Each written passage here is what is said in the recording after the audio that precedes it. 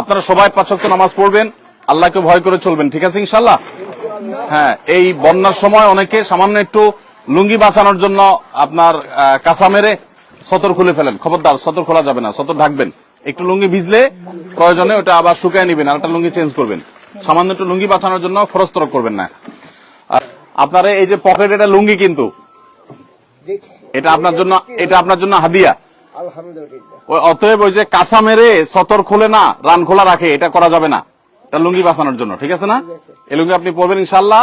আর ভালো পানি খাবেন, এটার ভিতরে পানি বিশুদ্ধকরণ ট্যাবলেট থাকার কথা, ওইটা দিয়া তারপরে খাবেন, বেশটাই অনুমোদিত। আল্লাহ আপনাদের ভালো রাখুন।